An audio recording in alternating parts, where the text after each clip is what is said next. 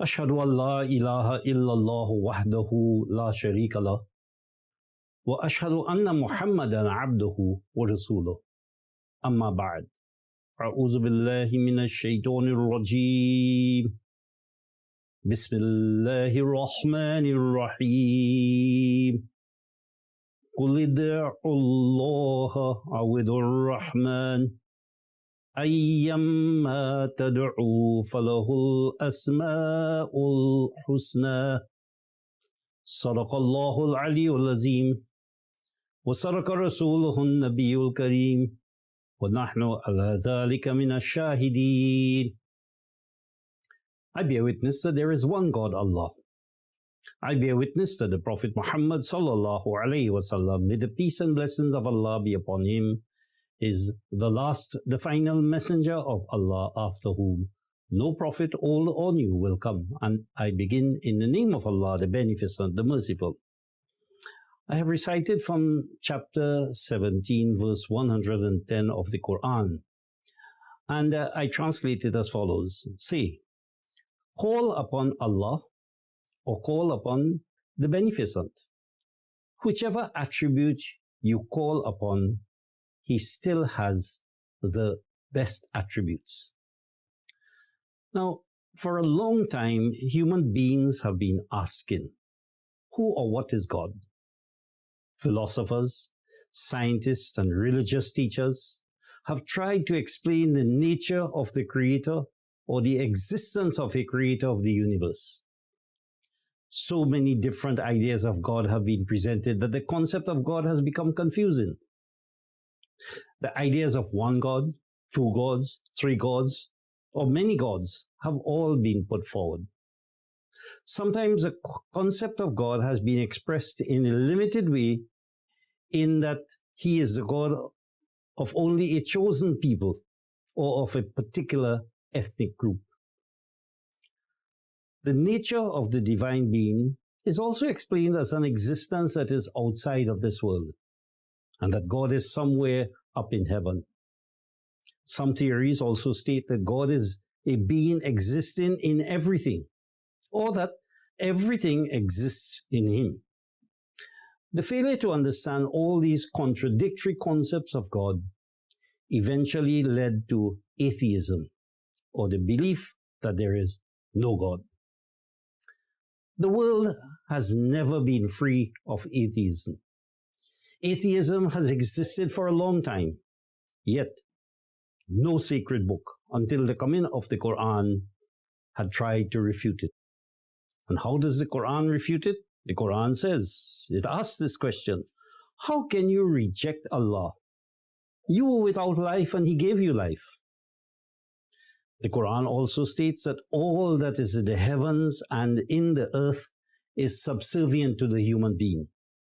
Allah is He, says the Quran, who has made submissive to you whatever is in the heavens and whatsoever is in the earth, everything from Himself. Surely there are signs in this for people who think. From the mightiest galaxies down to within the smallest atom, everything is created to serve one main object, the service of humankind. Yet many human beings refuse to admit that some being had to create all this for us. Many gods could not together develop the design and purpose of things so that they would serve all of us, or that they would all serve us. We see, for example, how the rain cloud, which is an inanimate thing, forms in one part of the earth, then moves to another region of the earth that is far apart in order to provide nourishment for the harvest there. We observe also hydrogen and oxygen existing separately, yet combining in an exact proportion to form water, which covers so much of the world and is so essential for all life forms. Who or what caused this massive amount of hydrogen and oxygen to combine in such large quantities to form the oceans? Scientists have attempted to explain the origin of the existence of matter with the Big Bang theory. But no scientist has been able to explain how love, truth, kindness, forgiveness, justice, and a host of other qualities which are necessary to human existence, how these came into the world. In addition, the human qualities of patience and cooperation, freedom, the ability to acquire knowledge, to measure, to calculate, to invent, which are unique to human beings, are not acquired from any marketplace. They do not grow on trees, nor do they exist on mountains, and they certainly were not created by the Big Bang. The world is indebted to the Quran for teaching us, firstly, that God's personal name is Allah. Secondly, that Allah is Subhan. That is, the nature of God is such that we can declare that Allah is free from all evil, all defects, and all error. He's a faultless being. Thirdly, that Allah is Alhamd, which means that Allah is a being that possesses all that is good and beautiful. The word Allah means that being that exists and who possesses all attributes or qualities to perfection. This word Allah, we must particularly note, is not a combination of any other words, as some people think, even some Muslims. This word Allah is not a combination of Al-Ilah. It is a separate word by itself and used only for the divine being. It has never been used for any idol or any other being. The Quran describes the nature of Allah as the being or entity that possesses the most beautiful attributes or qualities. We are repeatedly told in the Quran, He has the most beautiful names or beautiful attributes. In explaining who is Allah, the Quran describes 4 of His functions, among His many functions. There are 4 of His functions pertaining to creation. These are, in Arabic, Takhliq, Taswiyah, Taqdeer, and Hidayat. Now, what do these words mean? How can we interpret them in English? Takhliq includes 3 different functions: the combining, the shaping, and the fixing of the proportions into which things in their initial stage have to combine in order to create new things.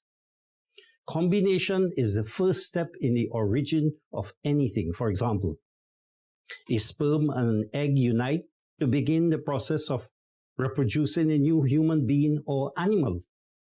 Or water and flour and other ingredients are first combined in a dough in making bread or cake. And then the embryo is shaped into a fetus, or the dough is shaped into a baking pan. Finally, the gender of the embryo is fixed for delivery as a baby, or the shaped dough or mixture is baked into a bread or cake, and it becomes fixed now. So combination is therefore the first process in creation.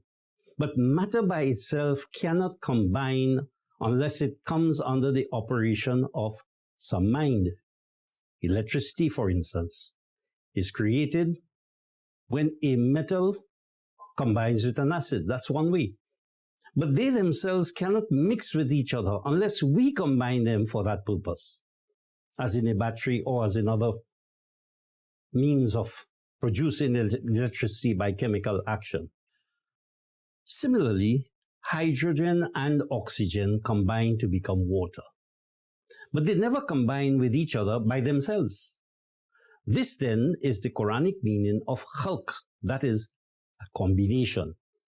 When speaking of the existence of God, who is called Al-Khaliq, the creator, the one who creates by combining matter to make new things. Then we have the other expression, the other Arabic word, taswiyah, which means to put the various faculties in the ingredients of things which will come into effect during the various stages of evolution through which they pass before their final development.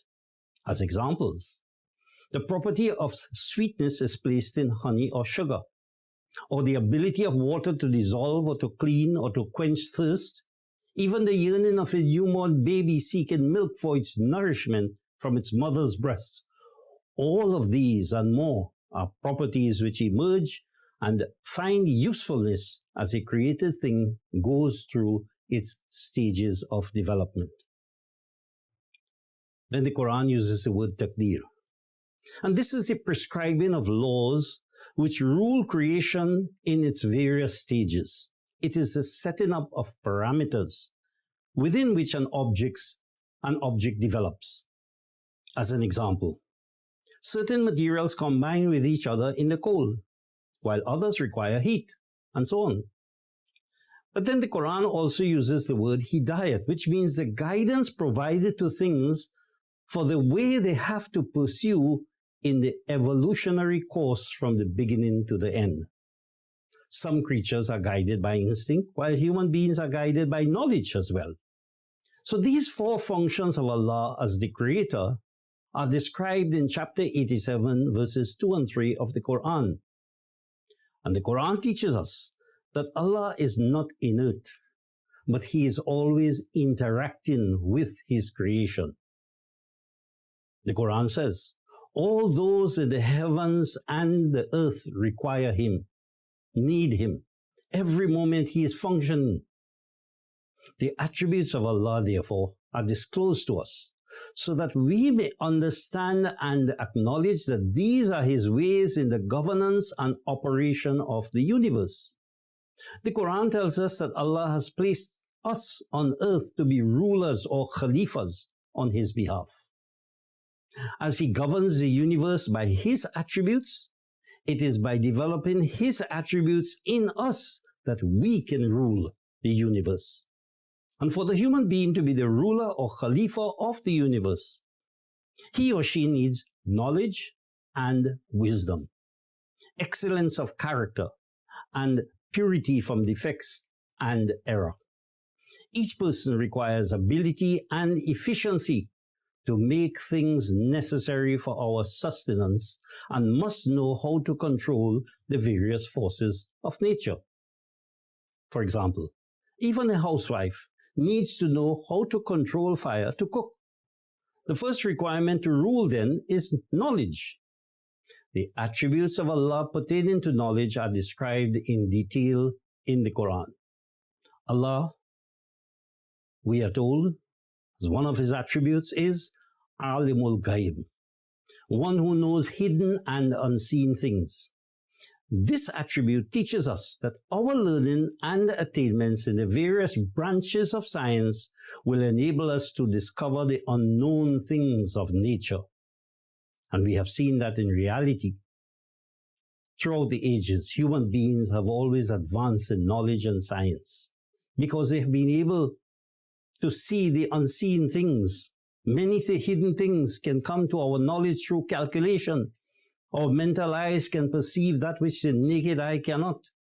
And our mental eye can read many astronomical and mathematical truths. We can also understand the thoughts of others through languages. Allah is also Al-Alim, the all-knowing, or the one who possesses knowledge as an inherent quality. This attribute makes it obligatory on us to master the various sciences and perfect ourselves in all branches of learning. Allah is Al-Latif, which means one who possesses more minute insight into other things, one who knows how to unravel the more complicated and intricate problems of life, one who reads things that do not come within the knowledge of others. We as human beings develop this attribute of Allah, the attribute of Al-Latif, when we become the continuously thinking person, especially when we think outside the box. Allah is also Al-Hakim. This word is derived from hikmat, which means science and wisdom. It also means the using of things in the most efficient and the best way. Only one who knows the properties of things can achieve this quality. Al-Hakim means to put an affair right, to right a matter, to put limits such as rules, regulations, restrictions, etc., in order that you may set an affair in its correct path, in its correct way. Allah is also Al-Basir, and this means one who sees things with an open, observant eye, one whose knowledge of the surroundings enables one to come to the right conclusions concerning them. For human beings who acquire the attribute of Al-Basir, this means researching things in order to acquire knowledge and experience. Allah is As-Sami, that is the all-hearing, the one who hears every sound and voice uttered in the space of the universe. As human beings, we develop this attribute as we invent and use technology to hear and to constantly monitor. Allah is also Al-Khabir, one who possesses all the news of the world and is kept informed of everything that takes place on earth. In fact, his sources of information know no limit. It means to know what is really going on in various countries. To develop this attribute in us means we have to be always aware of our surroundings and what is happening around us. The attributes of Allah have their bearing on human affairs in their material, economic, moral, and spiritual aspects. There are various divine attributes mentioned in the Quran. Some of them will, if we possess them, increase our personality. Religion in Islam is not merely the worship of God with forms and ceremonies and rituals. Its chief object is the molding of the human personality and character, the soul. Without religion, what are we to do with our soul? A better Islam is the remembrance of Allah through our actions and behavior. We remember and develop His attributes as given in the Quran through our own behavior and through our interaction with others. We cannot obtain any audience with Allah if our actions deviate from the requirements of His attributes. In every prayer, we place ourselves before Him, aware of our accountability to Him. That is, how much of His attributes we have developed in our souls. Prayer is the self-consciousness of divine qualities in us. We bow to Allah for His attributes to lift us up so that the God we worship is the person we become. Barakallahu lana wa lakum fil Quran al-Azim wa nafa'ana wa iyyakum bil ayati wa zikr al-hakim innahu ta'ala jawadun kareem malikun barrufur rahim. Alhamdulillah nahmaduhu wa nasta'inuhu wa nastaghfiruhu wa nu'minu bihi wa natawakkalu alayhi wa na'udzu billahi min shururi anfusina wa min sayyiati a'malina man yahdihillahu fala mudilla lahu wa man yudlil fala hadiya lahu wa nashhadu an la ilaha illallah wahdahu la sharika lahu wa nashhadu anna Muhammadan 'abduhu wa rasuluhu. Allahumma salli ala Muhammadin wa ala ali Muhammad kama sallaita ala Ibrahim wa ala ali Ibrahim innaka Hamidum Majid. Allahumma barik ala Muhammadin wa ala ali Muhammad kama barakta ala Ibrahim wa ala ali Ibrahim innaka Hamidum Majid. Allahumma ansur man nasara deen Muhammadin sallallahu alayhi wa sallam waj'alna minhum. Allahumma maghzul man khazala deen Muhammadin sallallahu alayhi wa sallam wa la tajalna minhum. Inna Allah ya'muru bil adli wal ihsani wa ita'i zil qurba wa yanha 'anil fahsha'i wal munkari wal baghi ya'izakum la'allakum tadhakkarun. Uzkurullaha yazkurkum wad'uhu yastajib lakum wa la zikrullahi ala akbar.